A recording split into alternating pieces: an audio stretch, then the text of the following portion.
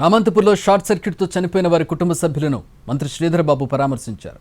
సికింద్రాబాద్లోని గాంధీ ఆసుపత్రి మార్చిరీలో మృతదేహాలకు post mortem జరుగుతోంది. ఆసుపత్రికి వెళ్లి బాధిత కుటుంబ సభ్యులను పరామర్శించారు మంత్రి శ్రీధర్ బాబు. హైదరాబాద్ రామంతపూర్లో జరిగిన కృష్ణాష్టమి వేడుకల్లో కరెంట్ షాక్తో మొత్తం 6 మృతి చెందారు. మరో 3 పరిస్థితి సీరియస్గా ఉంది. వీరిలో కేంద్ర మంత్రి కిషన్ రెడ్డి గన్మెన్ శ్రీనివాస్ కూడా ఉన్నారు. ఆయన ప్రస్తుతం ఐసీయూలో చికిత్స పొందుతున్నాడు. రైట్, ఇదే అంశానికి సంబంధించి మంత్రి శ్రీధర్ బాబు మాట్లాడుతున్నారు. లైవ్ చూద్దాం.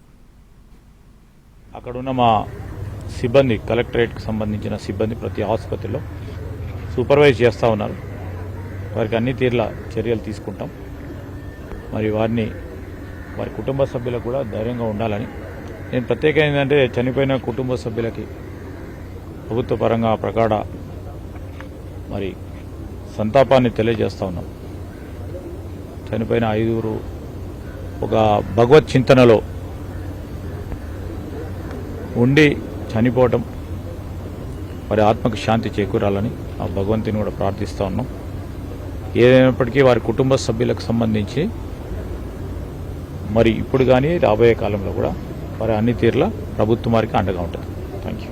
ఈ మీకు ఎవరు పేపర్ ఉందో లేదా?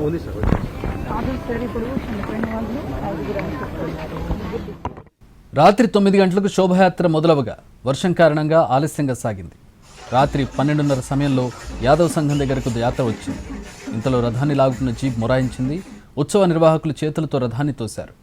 అలా కొద్ది దూరం రాగానే పైనున్న కరెంటు వైర్లు రథాన్ని తాకాయి. దీంతో షాక్ కొట్టింది.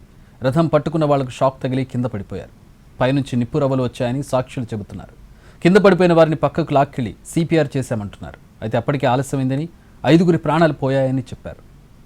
రామంతపూర్లో కరెంట్ షాక్ ఘటనలో కృష్ణ యాదవ్ కూడా ప్రాణాలు కోల్పోయాడు. అతని వయసు 24 ఏళ్లు. కృష్ణ యాదవ్ ఒక్కగానొక్క కుమారుడని అంటున్నారు తల్లిదండ్రులు. తండ్రి రఘు యాదవ్ వారి కుల సంఘానికి ప్రెసిడెంట్గా ఉన్నారు. తండ్రి కుమారులిద్దరూ రాత్రి శోభాయాత్రకు వెళ్లారు. ప్రమాదం జరిగినప్పుడు తండ్రి కూడా స్పాట్లోనే ఉన్నారు. తండ్రి కళ్ల ముందే కుమారుడు కృష్ణ యాదవ్ ప్రాణాలు కోల్పోయాడు. 5 కుటుంబాల్లో తీవ్ర విషాదం ఉంటుంది. అందులో కృష్ణ యాదవ్ అనే ఒక యువకుడు కూడా చనిపోయాడు. తనకు పెళ్లి కూడా అవ్వలేదు. 24 to 25 ఇయర్స్ ఏజ్ ఉన్నట్లుగా తెలుస్తుంది. ప్రస్తుతం కృష్ణ యాదవ్ బాబాయ్ కూడా ఉన్నాడు. ఎప్పుడు వెళ్ళిండు కృష్ణ యాదవ్? మీకు ఎప్పుడు తెలిసింది? వచ్చి సాయంత్రం ప్రోగ్రామ్ ఉందని చెప్పేసి కృష్ణాష్టమి వేడుకలో పాల్గొన్నాడు. పూజలు ఇలా అన్నీ చేశారు. అయిపోయాక ఆడ ఏమున్నదో ప్రజలకు షాలో కాపోవడం ఇవన్నీ చేసిండు. మళ్ళీ ఇంటికి వచ్చి వర్షం వస్తుంది ఇంటికి దాకా పోయి వస్తా అని చెప్పేసి మా డాడీ నువ్వు ఇంటికి వచ్చేసి నేను అక్కడ పోతా అని చెప్పేసాను. అన్న తర్వాత మళ్ళీ ఇక్కడ వచ్చి నువ్వు సరే డాడీ అని చెప్పి ఇద్దరుగా చక్కగానే ఉన్నారంట. అది కరెంటు వల్ల ఇక అది అట్లా అవుతుంది మనకు తెలియక ఇట్లాంటివి రావద్దని మనం కోరుకుంటున్నాం. సో ఇప్పుడు కృష్ణ యాదవ్ వాళ్ళ ఫాదర్ కూడా తను ప్రెసిడెంట్గా ఉన్నాడని చెప్తున్నారు కదా. సో వాళ్ళంతా ప్రతి ఇయర్ చేస్తుంటారు ఇలాంటి ఇట్లా కంపల్సరీ. అంటే మన యాదవ్ సంఘంకి ఒక్కొక్కరు 2 years ఉంటారు. తర్వాత ఎక్స్చేంజ్ మళ్ళీ వేరే వాళ్ళు ఉంటారు. ఇప్పుడు ప్రెసిడెంట్ అన్న కాబట్టి ఉండవలసింది కాబట్టి ఉన్నాడు ఆడ. సో కృష్ణ యాదవ్ తండ్రి కూడా యాదవ్ సంఘానికి ప్రెసిడెంట్గా ఉండడంతో వాళ్ళు తండ్రి కొడుకులు ఇద్దరు దగ్గరగా ఉండి ఉత్సవాలన్నింటినీ కూడా చూసుకోవాల్సి ఉండింది. ఇంకొక 10 నిమిషాల్లో ఉత్సవాలు పూర్తిగా ముగిసిపోతాయి, ఇంటికి చేరుకుంటారు అనే టైంలోనే ఈ ఇన్సిడెంట్ చోటు చేసుకుంది. రాత్రి వర్షం పడుతూ ఉండడం, దానికి తోడు అప్పటికే చాలా లేట్ అవడంతో నాన్నను ఇంటికి తీసుకొచ్చి దింపి కూడా వెళ్ళాడని చెప్తున్నాడు. కృష్ణ యాదవ్ ఫాదర్ను కూడా ఇంట్లో దించి వెళ్ళాడు. నేను మొత్తంగా పూర్తి చేసుకొని వస్తాను అనే టైంలోనే ఇన్సిడెంట్ జరిగింది. కృష్ణ యాదవ్ తల్లి కూడా ఇక్కడ ఉంది. అక్క టైమను ఇక కనబడాడు అక్క. మాకు ఎంత మంచి దుఃఖం పెట్టిపోయింది అక్క. ఓ అక్క ఆ రాత్రి అందరు కలిసిండు అక్క. అమ్మ మీతో చివరిగా ఎప్పుడు మాట్లాడాడు? మీరు కూడా వెళ్ళారు? 12:30కి వచ్చి డాడీని తోలుకొస్తాను పోయిండు అయ్యా నా కొడుకు. మమ్మీ నువ్వు ఇంట్లో పడుకో అన్నాడు. గింత పని చేస్తాడని నేను అనుకోలేను అయ్యా. ఓ అయ్యా వాళ్ళ నాన్నను ఇంట్లో దింపి వెళ్ళిండా? ఇంట్లో తింపి వెళ్ళలేడయ్యా. వచ్చి డాడీని తీసుకొస్తా మమ్మీ అని పోయిండు అయ్యా. ఓ అయ్యా డాడీని తీసుకొస్తా అని పోయాడు. అటే పోయిండు. వస్తాడు కదా అని నేను అనుకున్నా కానీ ఇంత పని అవుతుంది అని నేను అనుకోలేను. ఫాదర్ కూడా అక్కడే ఉన్నారు. తను ప్రెసిడెంట్గా ఉంటూ ఈసారి ఉత్సవాలను కూడా తండ్రి కొడుకులు దగ్గరే ఉండి చూసుకున్నారు. మొత్తం ఇంకొక 10 నిమిషాల్లో ముగిసిపోతుంది. వాళ్ళిద్దరు క్షేమంగా తిరిగి వస్తారని అనుకున్నారు కానీ అంతలోనే ఇన్సిడెంట్ జరిగింది. అన్న మీరు అక్కడే ఉన్నారు ఆ టైం?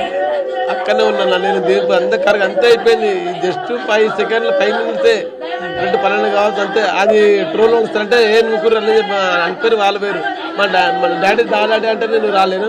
అరే నువ్వు ఓరా దెబ్బ తీసుకెళ్ళి అంటే అయిపోయింది. అప్పటికి 12 కావచ్చు అనేసరికి ఈ అక్కడ ఏమంటే అది బండి అయిపోయినా ఆ వేరు ఎక్కల వీళ్ళు నూకంలో అయిపోయింది సార్. ఈ ఉన్న ఎవరైతే నూకారో వాళ్ళ మటుకు అయిపోయింది సార్. అది ఆ వేరు దిక్కేసి కరెంట్ డిపార్ట్మెంట్ అంటే దాన్ని తోస్తున్నప్పుడు అయిందా లేకపోతే ఆల్రెడీ అక్కడ తోస్తున్నప్పుడే ఎవరైతే తోస్తప్పుడు ఆ వేరు అక్కడ ఉంది సార్.